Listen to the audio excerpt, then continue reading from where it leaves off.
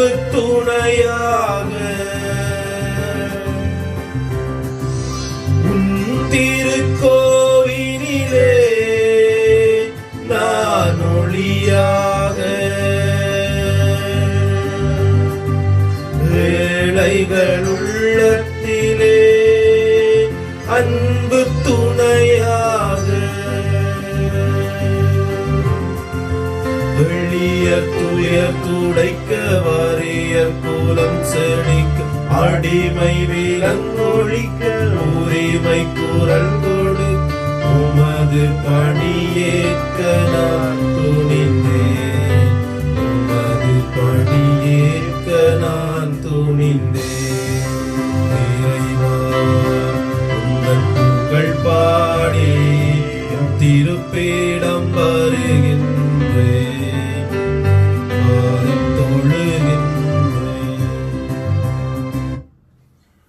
கடவுளுக்கு அஞ்சி நடப்போரே, சிறியோர்களே பெரியோர்களே, நீங்கள் அனைவரும் நம் கடவுளை புகழுங்கள். ஏனெனில் இதோ மீட்பும் வல்லமையும் நம் கடவுளின் ஆட்சியும் மெசியாவின் அதிகாரமும் வந்துவிட்டன. அல்லேலூயா. தந்தை மகன் தூயாவியானவரின் பெயராலே ஆமென். நமது ஆண்டவராகிய இயேசு கிறிஸ்துவின் அருளும் கடவுளின் அன்பும் தூயாவியானவரின் நட்புறவும் உங்கள் அனைவரோடும் இருப்பதாக, ஆன்மாவோடும் இருப்பதாக. கிறிஸ்துவிலே அன்புக்குரிய சகோதர சகோதரிகளே, அமைதியை உங்களுக்கு விட்டு செல்கிறேன், என் அமைதியை உங்களுக்கு அளிக்கின்றேன். நான் தருகின்ற அமைதி உலகம் தருகின்ற அமைதி போன்றது அல்ல என்று ஆண்டவர் இயேசு கூறியதை இன்றைய நற்செய்தியிலே நாங்கள் கேட்க இருக்கின்றோம்.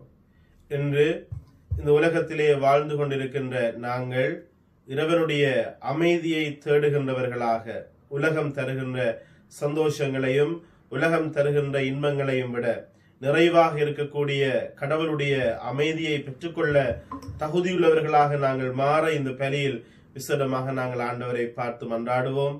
மேலும் இந்த பலியிலே நாங்கள் ஆண்டவர் செய்த அனைத்து நன்மைத்தனங்களுக்காக நாங்கள் நன்றி கூறுவோம்.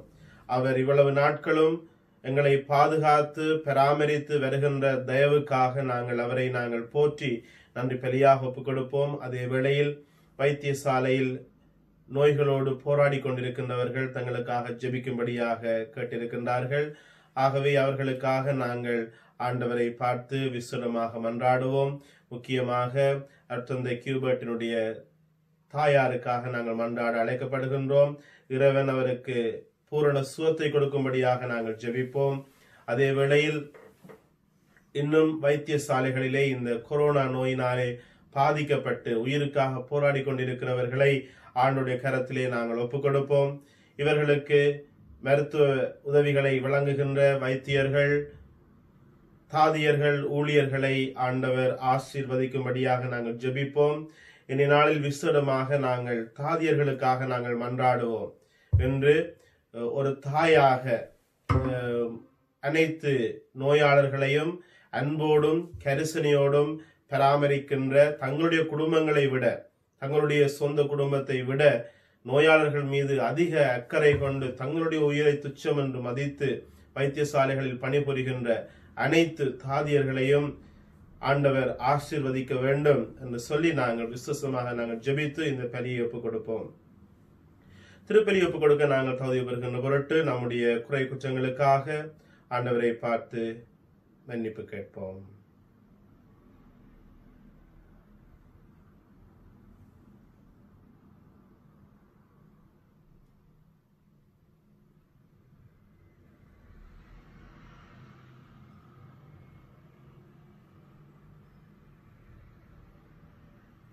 ஒரு வார்த்தை சொல்லும் இயேசுநாதா, ஊழியன் நான் குணம் பெறுவேன். ஒரு வார்த்தை சொல்லும் இயேசுநாதா, ஊழியன் நான் குணம் பெறுவேன். இரத்த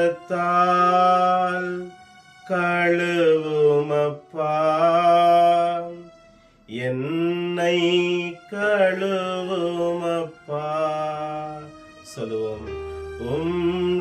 இரத்தத்தால் கழுவும் அப்பா, என்னை கழுவும் அப்பா. ஒரு வார்த்தை சொல்லும் இயேசுநாதா, ஊழியனால் குணம் பெறுவேன்.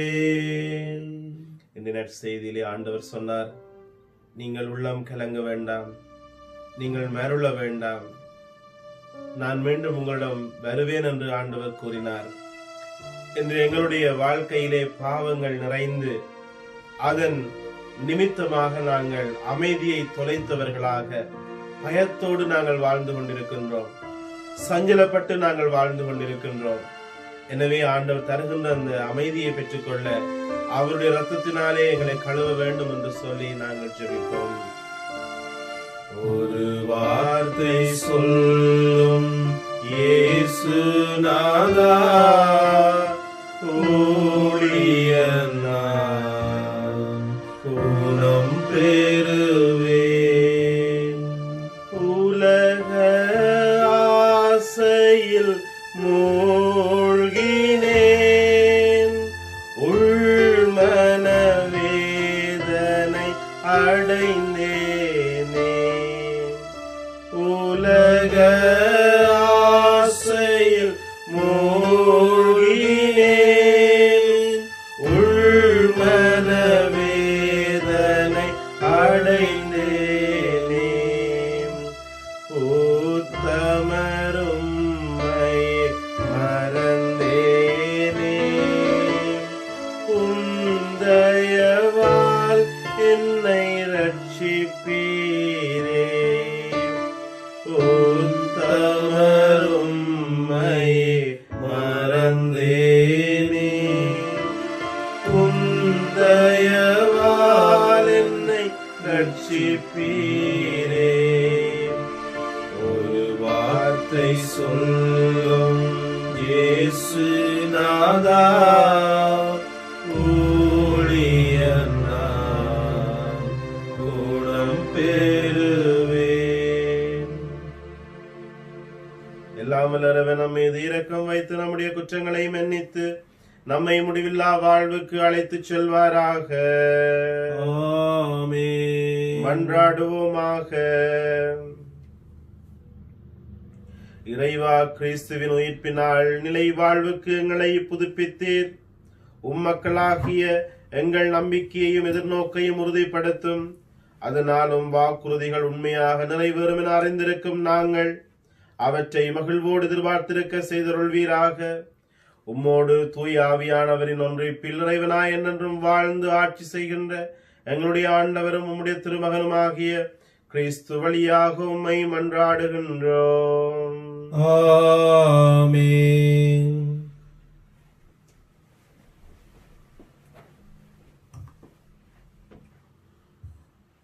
திருச்சபையை கூட்டி கடவுள் தங்கள் வழியாக செய்த அனைத்தையும் அறிவித்தார்கள்.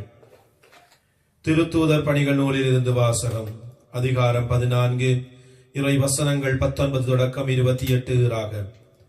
அந்நாள்களில் அந்தியோக்கியாவில் இருந்தும் இக்கோனியாவில் இருந்தும் யூதர்கள் வந்து மக்களை தூண்டிவிட்டு பவுல் மேல் கல்லறைந்தார்கள். அவர் இறந்து விட்டார் என்று எண்ணி நகருக்கு வெளியே அவரை இழுத்து போட்டார்கள். சீடர்கள் அவரை சூழ்ந்து நின்ற போது அவர் எழுந்து நகரினுள் சென்றார். மறுநாள் அவர் பர்னபாவுடன் தெருவைக்கு புறப்பட்டு சென்றார். அந்த நகரில் அவர்கள் நற்செய்தி அறிவித்து பலரை சீடராக்கிய பின் லிஸ்திரா, இக்கோனியா, அந்தியோக்கியா ஆகிய நகரங்களுக்கு திரும்பி வந்தார்கள். அங்குள்ள சீடர்களின் உள்ளத்தை அவர்கள் உறுதிப்படுத்தி, நாம் பல வேதனைகள் வழியாக இறையாட்சிக்கு உட்பட வேண்டும் என்று கூறி நம்பிக்கையில் நிலைத்திருக்கும்படி அவர்களை ஊக்குவித்தார்கள். அவர்கள் ஒவ்வொரு திருச்சபையிலும் மூப்பர்களை தேர்ந்தெடுத்து நோன்பிருந்து இறைவனிடம் வேண்டி தாங்கள் நம்பிக்கை கொண்டிருந்த ஆண்டவரிடம் அவர்களை ஒப்படைத்தார்கள். பின்பு பிசிதியா வழியாக பம்பிலியா வந்தார்கள். பெருகை நகரில் இறை வார்த்தையை அறிவித்ததன் பின் அத்தாலியா வந்தார்கள். அங்கிருந்து கப்பலேறி அந்தியோக்கியா வந்தார்கள். அங்குதான் அவர்கள் அருள் வழங்கும் கடவுளின் பணிக்கென்று அர்ப்பணிக்கப்பட்டார்கள். இப்போது அப்பணியை செய்து முடித்து விட்டார்கள். அவர்கள் அங்கு வந்ததும் திருச்சபையை கூட்டி கடவுள் தங்கள் வழியாக செய்த அனைத்தையும் அவர் பிற இனத்தவருக்கு நம்பிக்கை கொள்ளும் வாய்ப்பை கொடுத்ததையும் அறிவித்தார்கள். அங்கே அவர்கள் சீடர்களுடன் பல நாள் தங்கினார்கள். இது ஆண்டவர் வழங்கும் அருள்வாக்கு. இறைவனுக்கு நன்றி. பதிலுரை பாடலுக்கு உங்கள் பல்லவியாக, ஆண்டவரே உம்மக்கள் உமது அரசின் மாட்சியை அறிவிப்பர். ஆண்டவரே உம்மக்கள் உமது அரசின் மாட்சியை அறிவிப்பர். ஆண்டவரே உம்மக்களும் அரசின் மாட்சியை அறிவிப்பர். ஆண்டவரே நீர் உருவாக்கிய யாவும் உமக்கு நன்றி செலுத்தும். உம்முடைய அன்பர்கள் உம்மை போற்றுவார்கள். அவர்கள் உமது அரசின் மாட்சியை அறிவிப்பார்கள். உமது வல்லமையை பற்றி பேசுவார்கள். ஆண்டவரே உம்மக்கள் உமது அரசின் மாட்சியை அறிவிப்பர். மானிடருக்கு வல்லமை செயல்களையும் உமது அரசுக்குரிய மாட்சியின் பேரொளியையும் புலப்படுத்துவார்கள். உமது அரசு எல்லா காலங்களிலும் உள்ள அரசு. உமது ஆளுகை தலைமுறை தலைமுறையாய் உள்ளது. ஆண்டவரே உம்மக்கள் உமது அரசின் மாட்சியை அறிவிப்பர். என் வாய் ஆண்டவரின் புகழை அறிவிப்பதாக. உடல் கொண்ட அனைத்தும் அவரது திருப்பெயரை என்றும் எப்பொழுதும் போற்றுவதாக. ஆண்டவரே உம்மக்கள் உமது அரசின் மாட்சியை அறிவிப்பர்.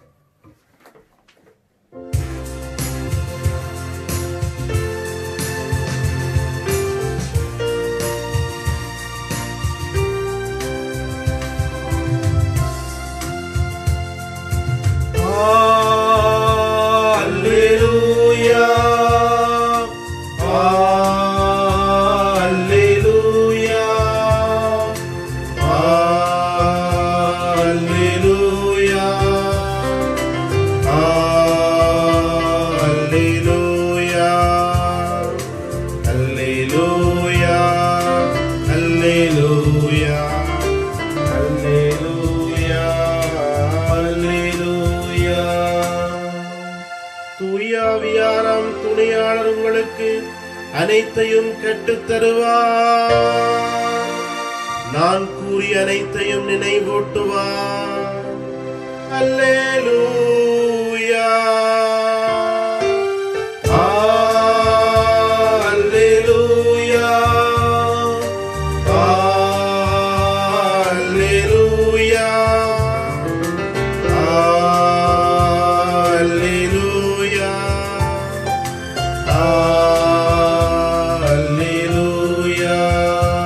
ஆண்டவர் உங்களோடு இருப்பாராக. ஆன்மாவோடும் இருப்பாராக. யோவான் எழுதிய நற்செய்தியிலிருந்து வாசகம். ஆண்டவரே மாட்சி உமக்கே. யோவான் எழுதிய நற்செய்தி அதிகாரம் 14 திருவசனங்கள் 27 தொடக்கம் 31b வரை. அக்காலத்தில் இயேசு தம் சீடரை நோக்கி கூறியது, அமைதியை உங்களுக்கு விட்டுச் செல்கிறேன், என் அமைதியையே உங்களுக்கு அளிக்கின்றேன். நான் உங்களுக்கு தரும் அமைதி உலகம் தரும் அமைதி போன்றது அல்ல. நீங்கள் உள்ளம் கலங்க வேண்டாம், மரள வேண்டாம். நான் போகிறேன், பின் உங்களிடம் திரும்பி வருவேன் என்று நான் உங்களிடம் சொன்னதை கேட்டீர்களே. நீங்கள் என் மீது அன்பு கொண்டிருந்தால் நான் தந்தையிடம் செல்வது பற்றி மகிழ்ச்சி அடைவீர்கள். ஏனெனில் தந்தை என்னை விட பெரியவர். இவை நிகழும் போது நீங்கள் நம்புமாறு இப்போதே இவை நிகழும் முன்பே சொல்லிவிட்டேன். இனி நான் உங்களோடு மிகுதியாக பேசப் போவதில்லை. ஏனெனில் இவ்வுலகின் தலைவன் வந்து கொண்டிருக்கின்றான். அவனுக்கு என் மேல் அதிகாரம் இல்லை. ஆனால் நான் தந்தையின் மீது அன்பு கொண்டுள்ளேன் என்பதையும் அவர் எனக்கு கட்டளையிட்டபடி செயல்படுகிறேன் என்பதையும் உலகு தெரிந்து கொள்ள வேண்டும். இது கிறிஸ்து வழங்கும் நற்செய்தி. கிறிஸ்துவே உமக்கு புகழ்.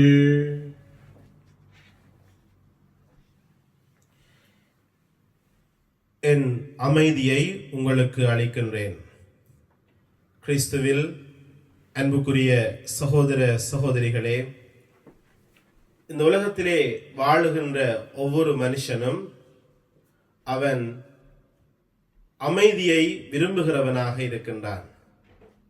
அல்லது மகிழ்ச்சியை விரும்புகிறவனாக இருக்கின்றான். இந்த அமைதியும் மகிழ்ச்சியும் ஒரு மனிதனுடைய ஏக்கமாக இருக்கின்றது. அவனுடைய உள்ளத்திற்கு தேவையான ஒன்றாகவும் இருக்கின்றது. எவ்வளவுதான் வீட்டிலே சொத்து பணம் இருந்தாலும் அமைதியும் சந்தோஷமும் வீட்டிலே இல்லை என்று சொன்னால் அந்த பணத்தினாலே ஒரு பயணம் வரப்போவதில்லை. உலகத்திலே எவ்வளவு பெரியவனாக இருந்தாலும், படித்து பட்டம் பெற்ற மேதையாக இருந்தாலும், அவனுடைய மனதிலே சமாதானம் இல்லை என்று சொன்னால் அவனுடைய வாழ்வு கசந்து போன ஒரு விரக்தியான வாழ்வாகத்தான் அது அமையும் என்பது எங்கள் எல்லோருக்கும் தெரிந்த ஒன்றாக இருக்கின்றது. ஆகவே இந்த உலகத்திலே நாங்கள் வாழுகின்ற பொழுது எங்களுக்கு தேவையான காரியம் ஆண்டவருடைய சமாதானமாக இருக்கின்றது. இந்த சமாதானம் எங்களுக்குள்ளே நிறைவாக இருக்க வேண்டும் என்று சொன்னால் ஆண்டவர் இயேசுவினுடைய சமாதானத்தை நாங்கள் பெற்றுக்கொள்ள வேண்டியவர்களாக இருக்கின்றோம். அவர் எங்களுக்கு அதை வாக்களித்திருக்கின்றார். நான் அமைதியை உங்களுக்கு விட்டு செல்கிறேன். இந்த அமைதியானது உலகம் தருகின்ற அமைதியை போல அல்ல. இன்றைய நற்செய்தியில் நாங்கள் பார்க்கின்றோம், ஆண்டவர் இரண்டையும் எங்களுக்கு பிரித்து காட்டுகின்றார். ஒன்று உலகம், மற்றது என்னுடைய ராட்சியம், என்னுடைய அரசு, நானும் தந்தையும். இந்த இரண்டும் ஒன்றுக்கொன்று முரணானதாக இருப்பதை அவர் காட்டுகின்றார். பல வேளைகளில் இந்த உலகத்திலே நாங்கள் வாழுகின்ற பொழுது இந்த உலகம் எங்களுக்கு பலவிதமான சந்தோஷமான காரியங்களை காட்டுகின்றது. அதாவது எங்களுக்கு அமைதி வேணும் என்று சொன்னால், அல்லது சந்தோஷம் வேணும் என்று சொன்னால், இன்பம் வேணும் என்று சொன்னால் இந்த வழிகளுக்கு செல்லுங்கள் என்று சொல்லி உலகம் காட்டுகின்றது. உலகம் அதை தருவதாக எங்களுக்கு காண்பிக்கின்றது.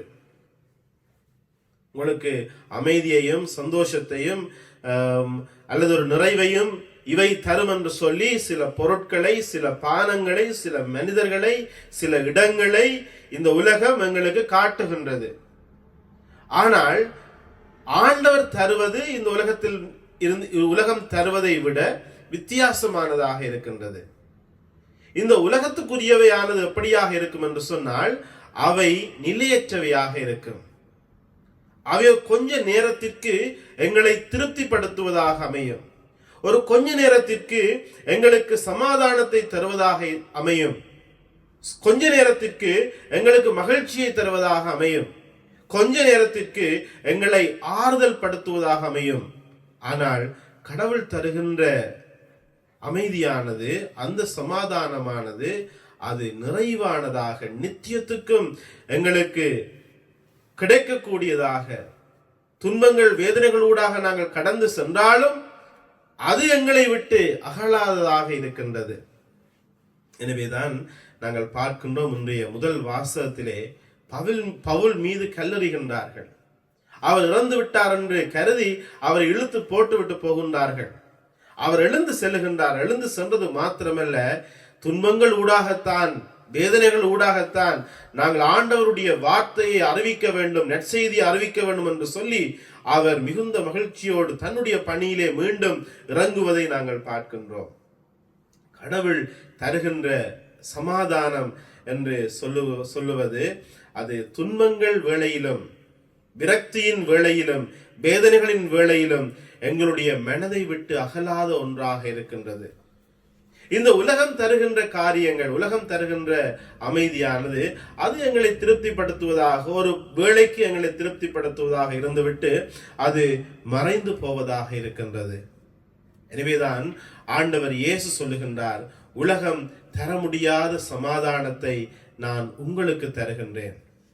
அதே வேளையில் ஆண்டவர் இன்னொன்றை சொல்லுகின்றார், இந்த உலகத்தின் தலைவன் அவன் வந்து கொண்டிருக்கின்றான். ஆகவே இந்த உலகத்தினுடைய அதிபதியாக இருக்கிறவன் அவன் அழகையாக இருக்கின்றான் என்பதை ஆண்டவர் எங்களுக்கு அன்பித்து காட்டுகின்றார்.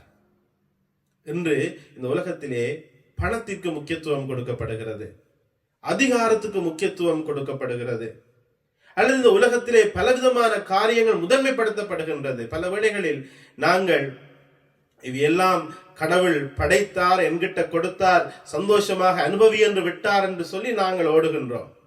ஆண்டவர் உலகத்தை படைத்தார், ஆகவே இது எங்களுக்கு தந்திருக்கிறார், நாங்கள் வாழுகின்ற பொழுது நல்ல சந்தோஷமாக இருந்து இந்த உலகத்தை அனுபவித்து போட்டு நாங்கள் கண்மூட வேண்டும் என்று சொல்லி நாங்கள் எண்ணுகின்றோம். பல வேளைகளில் அதை சொல்லுவார்கள், நல்ல வாழ்ந்தார், நல்ல சந்தோஷம் எல்லாம் அனுபவிச்சிட்டார், இனி கண்மூடலாம், இனி இவருக்கு ஒரு குறையும் இல்லை, செத்து போகலாம் என்று சொல்லுவார்கள். ஆனால் வேதம் சொல்லுகிறது, இந்த உலகத்தினுடைய தலைவன், இயேசு சொல்லுகின்றார், இந்த உலகத்தினுடைய தலைவன் பிசாசு, அவனுடைய ஆட்சியின் கீழ் தான் இந்த உலகம் இருக்கின்றது என்று நாங்கள் பார்க்கின்றோம். உலகத்திலே சாணக்கிய அரசியல் அல்லது வல்லரசுடைய போர்களை நாங்கள் பார்க்கின்றோம். இன்று உலகத்திலே வல்லரசுகளாக இருக்கின்ற நாடுகள் தங்களுடைய சுய லாபங்களுக்கு அமைவாக இன்று உலகத்திலே காய் நகர்த்தல்களை அவை மேற்கொள்ளுகின்றன. ஏழை நாடுகளை வஞ்சிக்கின்றன. ஏழை நாடுகளுக்கு ஆயுதங்களை விற்று தங்களுடைய பொருளாதாரத்தினுடைய ஸ்திரத்தன்மையை எப்பொழுதும் பேணிக்கொண்டு மூன்றாம் உலக நாடுகளை சுரண்டுகின்றன. இவ்விதமான ஒரு உலகத்திலே தலைவனாக, அதிபதியாக அழக இருக்கிறான் என்று சொல்லி ஆண்டவர் தெளிவாக எங்களுக்கு சொல்லுகின்றார். இந்த உலகத்தின் தலைவன் அவன் வந்து கொண்டிருக்கின்றான். எனவே இந்த உலகத்தை நாங்கள் அடக்கி ஆளுகின்றோம் அல்லது இந்த உலகத்திலே நாங்கள் பெரியவர்கள், இந்த உலகத்திலே எங்களுக்கு பெரிய மதிப்பு இருக்கிறது என்று சொன்னால் அவனோடும் எங்களுக்கு ஒரு பங்கு இருக்கிறது என்பது தெளிவாக எங்களுக்கு புலனாகின்றது. எனவேதான் ஆண்டவர் சொல்லுகின்றார், இந்த உலகத்தின் தலைவன் அவன் இந்த உலகத்தின் தலைவன் மாத்திரம்தான். ஆண்டவருடைய அரசிலும் நித்தியத்திற்கும் அவனுக்கு எந்த விதமான அதிகாரமும் இல்லை. அவன் இந்த உலகத்திற்கு அதிபதியாக இருக்கின்றான். அவன் வந்து கொண்டிருக்கின்றான். ஆகவே அடுத்த முக்கியமான ஒரு வசனத்தை ஆண்டவர் குறிப்பிடுகின்றார், இவ்வுலகின் தலைவன் வந்து கொண்டிருக்கின்றான், அவனுக்கு என்மேல் அதிகாரம் இல்லை. ஏன் அந்த அதிகாரம் இல்லை என்று சொன்னால், இயேசு இந்த உலகத்திலே வாழ்ந்த காலங்களில் அவர் மனுஷனாக இருந்தாலும் பிசாசினுடைய எந்த விதமான அதிகாரமும் அவர் மேல் இடாதபடிக்கு பாவம் ஒன்றையும் அவர் செய்யாதவராக, அப்பழுக்கன்றி மாசறியாத ஒரு மனிதனாக அவர் இந்த உலகத்திலே வாழ்ந்தார் என்று சொல்லி நாங்கள் அறிகின்றோம். எனவேதான் அவர் சொன்னார், அவன் இந்த உலகத்திலே வாரான், அவனுக்கு என்மேல் எந்த அதிகாரமும் இல்லை. காரணம், நான் தந்தையிடம் அன்பு கொண்டுள்ளேன், அவர் எனக்கு கட்டளை விட்டுள்ளபடி நான் செயல்படுகின்றேன். ஆகவே என்னுடைய உறவும் என்னுடைய வாழ்வும் அது பிதாவோடு ஒன்றித்ததாக இருக்கிறது. உலகத்திற்கும் எனக்கும் இடையிலே சமரசம் இல்லை என்பதை ஆண்டவர் தெளிவாக சொல்லுகின்றார். பிரியமானவர்களே, நாங்கள் இந்த உலகத்திலே வாழுகின்றோம். ஆனால் இயேசு யோவான் நற்செய்தியிலே சொல்லுகின்றார், இந்த உலகத்துக்கு உரியவர்கள் அல்ல, நாங்கள் இந்த உலகத்திலே வாழுகிறவர்கள், ஆனால் இந்த உலகத்துக்குரியவர்கள் அல்ல. உலகத்துக்குரியவர்களாக நாங்கள் இருந்தால் உலகம் எங்களை அன்பு செய்திருக்கும். ஆனால் இவர்கள் கடவுளுக்குரியவர்கள், இவர்கள் உமக்குரியவர்கள் என்று சொல்லி இயேசு சொபிப்பதை நாங்கள் பார்த்திருக்கின்றோம். ஆகவே பிரியமானவர்கள், இந்த உலகத்திலே நாங்கள் வாழுகின்ற பொழுது இந்த உலகத்தோடு ஒரு ஆழமான தொடர்பை நாங்கள் பேணுவது எங்களுடைய நோக்கம் அல்ல. இந்த உலகத்தை விட்டு நாங்கள் ஆண்டவரிடம் மிக விரைவாக நாங்கள் புறப்பட்டு செல்ல வேண்டும். இந்த உலகமானது ஒரு தங்குமிட சத்திரமாக இருக்கிறது. எனவேதான் இறந்தோருடைய திருப்பலியை நாங்கள் ஒப்புக் கொடுக்கின்ற பொழுது புகழ்ச்சி முகவுரையிலே நாங்கள் சொல்லுகின்றோம், நாங்கள் வாழுகின்ற இந்த கூடாரம் அழிந்தாலும் ஒரு நாள் இந்த கூடாரம் இந்த உலகத்திலே அது அழிந்தாக வேண்டும். பல வேளைகளிலே நாங்கள் சேமக்காலைகளை கடந்து போகின்ற பொழுது அந்த சேமக்காலைகள், எங்கள் மத்தியிலே இருக்கின்ற சேமக்காலைகள் எங்களுக்கு சொல்லுகின்ற செய்தி என்ன? ஒரு நாள் இங்கேதான் உன்னுடைய கூடாரம் அடக்கம் செய்யப்படும், இங்கேதான் உன்னுடைய உடல், நீ சேபிக்கின்ற அல்லது நீ ஆடம்பரமாக்குகின்ற உன்னுடைய உடல் ஒரு நாள் இங்கே படுத்துறங்கும், அது மண்ணோடு மண்ணாக போகும் என்று சொல்லித்தான் ஒவ்வொரு சேமக்காலையும் நாங்கள் ரோட்டிலே கடந்து போகின்ற பொழுது எங்களுக்கு அந்த செய்தியை சொல்லிக்கொண்டே இருக்கின்றது. நாங்கள் ஒரு நாள் இந்த உலகத்துக்கு எங்களுடைய இந்த கூடாரத்தை நாங்கள் விட்டுவிட வேண்டும்.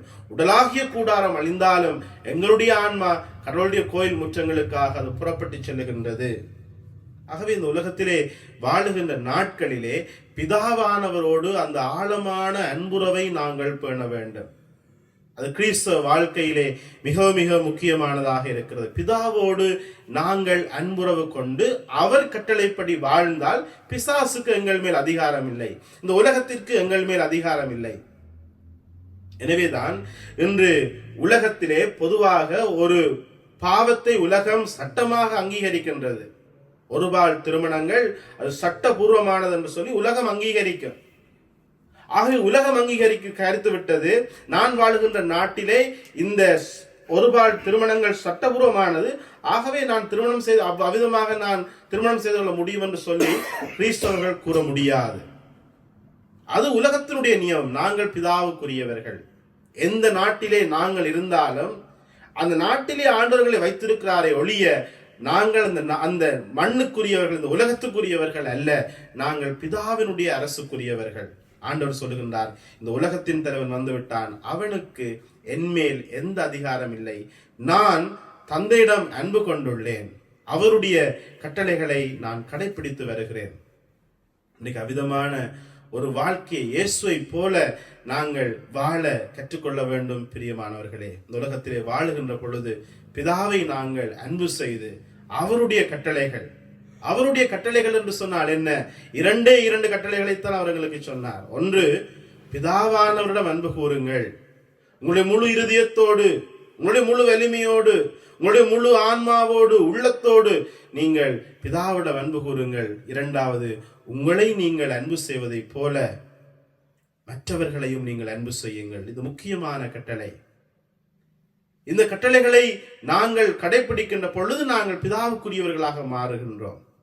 இன்றைக்கு நாங்கள் எத்தனையோ சகோதரர்களை நாங்கள் பார்க்கின்றோம். தேவையிலே இருக்கிறவர்களை பார்த்து நாங்கள் அதிகமாக உதவி செய்கின்றோம். பலர் சொல்லுவார்கள், இந்த காலங்களிலே பலர் உதவி செய்கின்றார்கள். பலர் எங்களுக்கு தொலைபேசி அழைப்பை மேற்கொண்டு சொல்வார்கள், ஃபாதர் நீங்கள் ஏதாவது ஷரட்டி செய்கிறீங்களா, நாங்கள் ஹெல்ப் பண்றோம், இந்த காசை அங்கே அனுப்புங்க, விதமாக கூறுவார்கள். அது நன்மையான காரியம் ஒன்று. ஆனால் அதை விட சிறப்பான காரியம் மற்ற சகோதரங்களுக்குள்ளே நாங்கள் இயேசுவை காண வேண்டும். முக்கியமாக எங்களுக்கு பிடிக்காதவர்களிலே. இன்னைக்கு நாங்கள் எவ்வளவுதான் சேரிட்டி செய்தாலும், எவ்வளவுதான் மற்றவர்களுக்கு உதவி செய்தாலும், சொந்த சகோதரங்களோடும் சொந்த உறவுகளோடும் நாங்கள் வாழ்வை பகைத்து கொண்டு, உறவை முறித்து கொண்டு வாழுகின்ற கொஞ்ச காலத்துக்குள்ளே பலவிதமான பிரச்சனைகளோடு நாங்கள் வாழுவோம் என்று சொன்னால் அது கிறிஸ்தவ வாழ்வாக இருக்க முடியாது. இந்த உலகத்திலே நாங்கள் ஆண்டவர் இயேசுவின் அன்பையும் அவருடைய அமைதியையும் மற்றவர்களுக்கு எடுத்துக்காட்ட அழைக்கப்படுகின்ற பொழுது, இந்த உலகத்திலே நாங்கள் வைக்கப்பட்டிருக்கின்ற அந்த மணித்துளிகள், அந்த நாட்கள், அவை மிகவும் சொற்பமாக இருக்கின்றது. இந்த சொற்பமான நாட்களிலே, சொற்பமான மணித்துளிகளிலே எவ்வளவு தூரம் நாங்கள் கடவுளுடைய பிள்ளைகள் என்பதை மற்றவர்களுக்கு காட்டிவிட்டு ஒரு நாள் நாங்கள் சந்தோஷமாக இந்த உலகத்துக்கு பிரியாவிடை கொடுத்து ஆண்டவரிடம் நாங்கள் இணைவதற்கு அழைக்கப்படுகின்றோம். ஆகவே கிறிஸ்துவிலே அன்புக்குரிய சகோதர சகோதரிகளே, நாங்கள் எப்பொழுதும் இந்த உலகத்திலே வாழ்ந்தாலும், இந்த உலகத்திலே பட்டும் படாமலும் ஒரு வாழ்க்கை வாழ நாங்கள் அழைக்கப்படுகின்றோம். உலகத்திலே வாழ வேண்டியவர்கள். ஆனால் இந்த உலகத்திலே வாழுகின்ற பொழுது ஆழமாக வேரூன்றுவது எங்களுக்கு உரிய ஒன்றல்ல. எனவேதான் ஆண்டவர், நீங்கள் மன்றாடுகின்ற பொழுது இவ்விதமாக மன்றாடுங்கள், எங்களுடைய அன்றாட உணவை எங்களுக்கு தாரும், அதுவே எங்களுக்கு போதும், எங்களுக்கு தேவையானது எங்களுக்கு தாரும். ஒரு புனிதர் இவ்விதமாக எழுதுகின்றார், நான் மன்றாடுகின்ற பொழுது இவ்விதமாக நான் மன்றாடுகின்றேன், அதாவது எனக்கு அதிகமாக தராதேயும், அப்பொழுது நான் உம்மை மறந்து விடுவேன். எனக்கு தேவையானதையும் எனக்கு தராமல் இருக்காதேயும், அப்பொழுது நான் வேறு வழிகளுக்கு நான் சென்று விடுவேன்.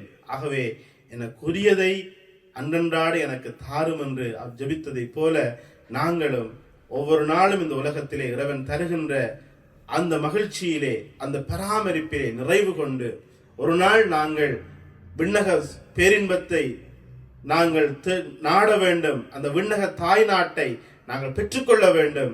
அதுதான் எங்களுடைய தாய்நாடு என்ற அந்த உறுதியிலே நாங்கள் வாழ இறை அருளை நாங்கள் தொடர்ந்தும் கேட்டு நாங்கள் மன்றாடுவோம்.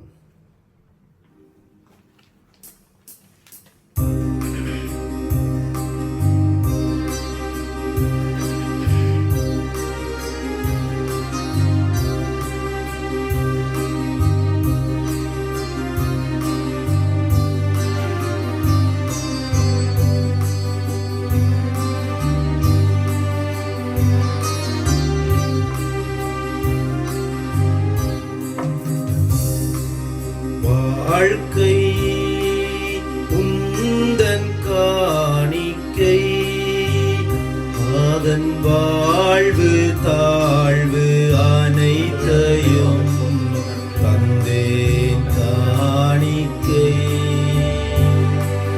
தந்தேன் காணிக்கை.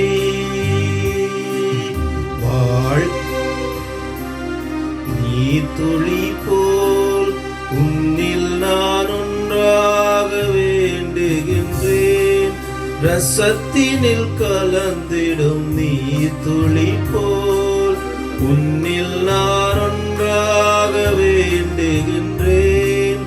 ஒரு திரியாய் என்னை ஏற்றி வைப்பாய், ஒரு மலராய் என்னை மாற்றி வைப்பாய், ஒரு திரியாய் என்னை ஏற்றி வைப்பாய், ஒரு மலராய் என்னை மாற்றி வைப்பாய். என் பலியேற்பாய் தேவா, என் பலியேற்பாய் தேவா. வாழ்க்கை உந்தன் காணிக்கை, அதன் வாழ்வு தாழ்வு அனைத்தையும் தந்தேன் காணிக்கை, தந்தேன் காணிக்கை. சகோதர சகோதரிகளே, என்னுடைய உங்களையுமான இந்த பலி எல்லாம் வல்ல தந்தையாகிறவனு கேட்டதாகும்படி மன்றாடுங்கள். ஆண்டவர் தமது பெயரின் புகழ்ச்சிக்காகவும் ஆட்சிக்காகவும் நமது நன்மைக்காகவும் புனித திரு அவை அனைத்து நலனுக்காகவும் உமது கையிலிருந்து இப்பலியை ஏற்றுக்கொள்வாராக. ஆண்டவரே, அக்களிப்புறும் திரு அவையின் காணிக்கைகளை ஏற்றுக்கொள்ளவுமை வேண்டுகிறோம். இப்பெரும் மகிழ்ச்சிக்குரிய காரணத்தை நீர் தந்திருப்பதனால் அதன் பயனாகிய முடிவில்லா பேரின்பத்தை எங்களுக்கு அருள்வீராக. எங்கள் ஆண்டவராகிய கிறிஸ்து வழியாக உம்மை மன்றாடுகின்றோம். ஆமென். ஆண்டவர் உங்களோடு இருப்பாராக, ஆன்மாவோடும் இருப்பாராக. எங்களை மேலே எழுப்புங்கள். ஆண்டவரிடம் எழுப்பியுள்ளோம். ஆண்டவராகிய ஆண்டவருக்கு நன்றி கூறுவோம். அது தகுதியும் நீதியுமானது. ஆண்டவரே, தூயவரான தந்தையே, எக்காலத்தில் உம்மை புகழ்ந்துரைப்பதும் எல்லாவற்றிற்கு மேலாக எங்கள் பாஸ்காவாகிய கிறிஸ்து பலியானை சிறப்பான காலத்தில் உம்மை இன்னும் மிகுதியாக வாழ்த்தி போற்றுவதும் மெய்யாகவே தகுதியும் நீதியுமாகும், எங்கள் கடமையும் மீட்புக்குரிய செயலுமாகும். கிறிஸ்து தமது திருவுடலை ஒப்புக் கொடுத்து சிலுவையின் மெய்யான பலியில் முற்கால பலிகள் நிறைவேறச் செய்தருளினார். எங்கள் மீட்புக்காக அவர் உம்மிடம் தம்மையே கையளித்த பொழுது அவரே குருவாகவும் பலிப்பீடமாகவும் செம்மறியாகவும் விளங்கினார். ஆகவே பாஸ்கா மகிழ்ச்சி பொங்க அனைத்துலகின் மாந்தர் அனைவரும் அக்களிக்கின்றனர். அவ்வாறு ஆற்றல் மிக்கோரும் அதிகாரம் கொண்ட தூதர்களும் உமது மாட்சிமையை புகழ்ந்து பாடி முடிவென்றே சொல்வதாவது: தூயவர் தூயவர் தூயவர், வான்படைகளின் கடவுளாம் ஆண்டவர். விண்ணகமும் மண்ணகமும் அது மாட்சியால் நிறைந்துள்ளன. உன்னதங்களிலே ஓசன்னா. ஆண்டவர் பேரால் வருபவர் ஆசி பெற்றவர். உன்னதங்களிலே ஓசன்னா. ஆண்டவரே, நீர்மையாகவே தூயவர், தூய்மை அனைத்திற்கு மூற்று. ஆகவே உம்முடைய ஆவியை பொழிந்து காணிக்கைகளை தூய்மைப்படுத்தவுமே வேண்டுகிறோம். இவ்வாறுங்கள் ஆண்டவர் இயேசு கிறிஸ்துவின் உடலும் இரத்தமுமாக எங்களுக்கு இவை மாறுவனவாக. அவர் பாடுபட உளம் கனிந்து தம்மை கையளித்த போது அப்பத்தை எடுத்து நன்றி செலுத்தி அதை பிட்டு தம் சீடருக்கு அளித்தவர் கூறியதாவது: அனைவரும் இதிலிருந்து பெற்று உண்ணுங்கள், ஏனெனில் இது உங்களுக்காக கையளிக்கப்படும் என் உடல்.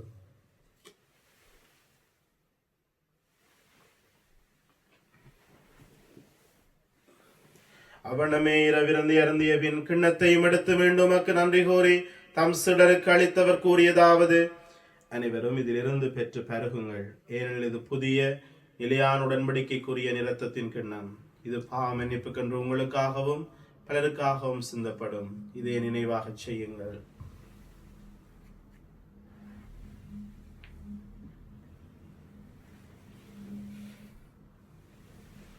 நம்பிக்கையின் மறை பொருள். உலகின் மீட்பரே, எங்களை மீட்டருளும். உமது சிலுவையினாலும் உயிர்ப்பினாலும் எங்களுக்கு விடுதலை அளித்தவர் நீரே. ஆகவே ஆண்டவரே, நாங்கள் கிறிஸ்துவின் இறப்பினையும் உயிர்ப்பினை நினைவு கூர்ந்து வாழ்வருகின்ற அப்பத்தையும் மீட்பளிக்கிற கிண்ணத்தையும் உமக்கு ஒப்புக் கொடுக்கிறோம். திருமுன்று ஊழியம் புரிய தகுந்தவர்கள் என்று எங்களை ஏற்றுக்கொண்டீர். எனவே உமக்கு நன்றி கூறுகின்றோம். மேலும் கிறிஸ்துவின் உடலிலும் இரத்தத்திலும் பங்கு கொள்ளுகின்ற எங்களை தூய ஆவியார் ஒன்று சேர்க்க வேண்டும் என உம்மை தாழ்மையோடு மன்றாடுகின்றோம். ஆண்டவரே, உலகெங்கும் பரவி இருக்கின்ற உம்முடைய திரு அவையை நினைவு கூர்ந்தருளும். எங்கள் திருத்தந்தை பிரான்சிஸ், எங்கள் ஆயர் ஜோன், எல்லா திருநிலையினராகிய அனைவரோடும் உமது திரு அவை அன்பில் நிறைவு பெறச் செய்தருளும். நீர் உலகிலிருந்து உம்மிடம் அழைத்துக் கொண்ட, விசேஷமாக இந்த கொரோனா நோயினாலே இறந்து போனவர்களுக்காக நாங்கள் ஜெபிப்போம்.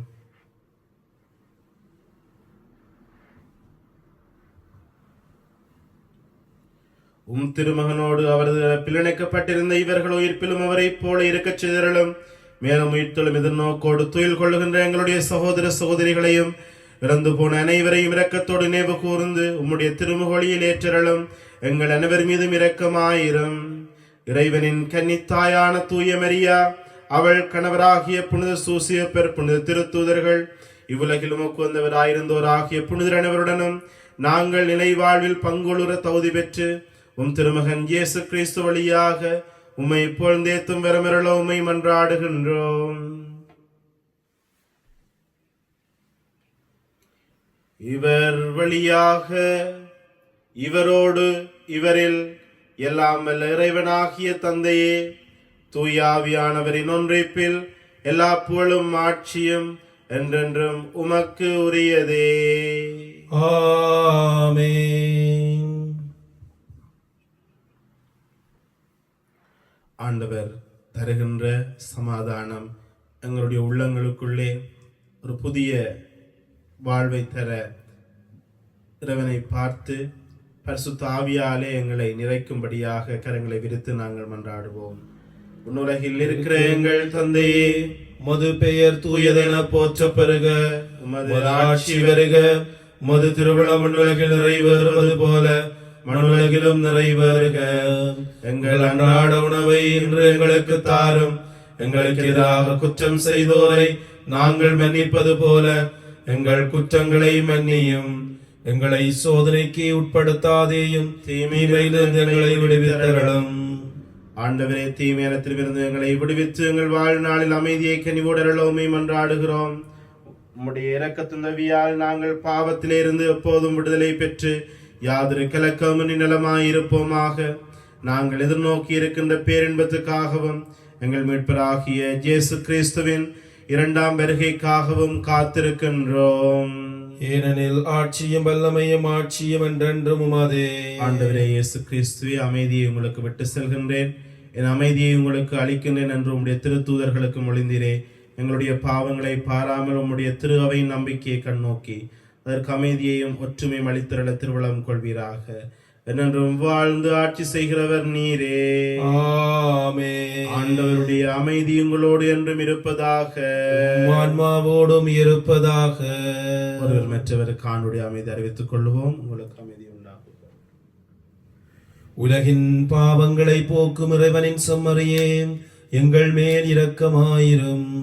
உலகின் பாவங்களை போக்கும் இறைவனின் செம்மறியே, எங்கள் மேல் இரக்கமாயிரும். உலகின் பாவங்களை போக்கும் இறைவனின் செம்மறியே, எங்களுக்கு அமைதியை அளித்தருளும்.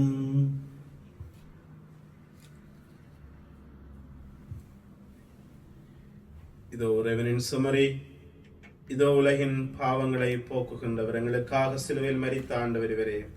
செம்மறியின் திருவிருந்துக்கு அழைக்கப்பட்டோர் பெறு பெற்றோர். ஆண்டவரே, நீர் என் இல்லத்தில் எழுந்தருள நான் தகுதியற்றவன். ஆனால் ஒரு வார்த்தை மட்டும் சொல்லியருளும், எனது ஆன்மா நலமடையும்.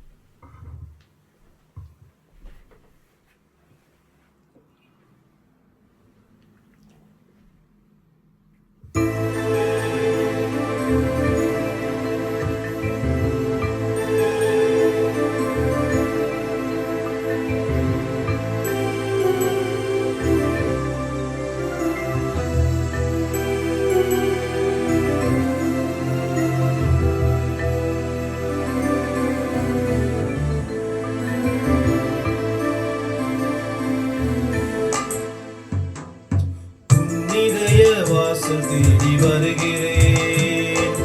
என் இதய முறையை என்னில் மாறுமே.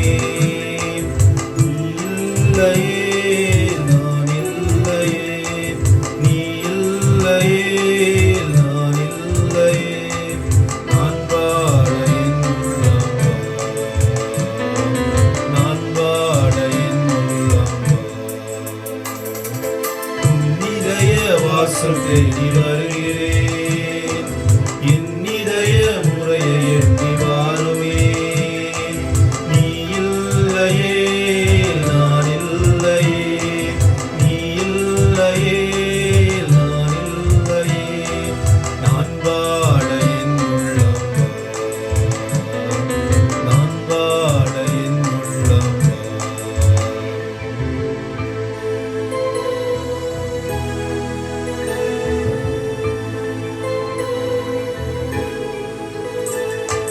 காலங்கள் மாறலாம், கோலங்கள் மாறலாம், காற்றசைய மறுக்கலாம், கடலசைய மறுக்கலாம்.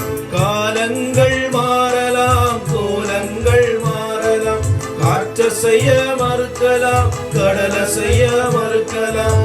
உன் அன்பு என்றென்று மாறாதையா, உன் நிழலில் நான் என்றும் வாழ்வேனையா. இதய வாசல் தேடி வருகிறேன். என் இதய முறையை எண்ணி மாறுமே. நீ இல்லையே நான் இல்லையே, நீ இல்லையே நான் இல்லையே, நான் பாட என் உள்ளம் வா, நான் பாட என் உள்ளம் வா. கிறிஸ்துவோடு நாம் இறந்தோமானால் கிறிஸ்துவோடு நாங்கள் வாழ்வோம் என்பதே நாங்கள் கொண்டுள்ள நம்பிக்கை. அல்லேலூயா. நன்றி கூறி மன்றாடுவோம். ஆண்டவரே, நிலையான மர நிகழ்வுகளால் நீர் புதுப்பிக்க திருவுளமான மக்களை கனிவோடு கண்ணோக்கியருளுமை வேண்டுகின்றோம். அதனால் நாங்கள் மாட்சிக்குரிய உடலின் அழிவற்ற உயிர்த்தெழுதலுக்கு வந்து சேரருள்வீராக. எங்கள் ஆண்டவராகிய கிறிஸ்து வழியாக உம்மை மன்றாடுகின்றோம். ஆமென். ஆண்டவர் உங்களோடு இருப்பாராக, ஆன்மாவோடும் இருப்பாராக. எல்லாம் வல்ல இறைவன் தந்தை, மகன், தூய ஆவியானவர் உங்கள் அனைவரையும் ஆசீர்வதிப்பாராக. ஆமென். கிறிஸ்துவின் அன்பில் நிலைத்திருந்து அவர் தருகின்ற அமைதியில் சென்று வாழுங்கள். இறைவனுக்கு நன்றி.